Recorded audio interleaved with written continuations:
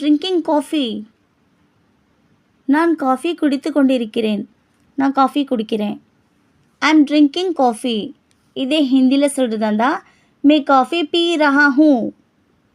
मैं coffee P रहा हूँ. இதே ஃபீமேல் சொல்கிறதா இருந்தால் मैं कॉफ़ी पी रही हूँ. मैं कॉफ़ी पी रही हूँ. I am watching TV. டிவிக்கு ஹிந்தியில் டிவின்னே கொடுத்துருக்கேன். தூர்தர்ஷன்னு கூட சொல்லலாம்.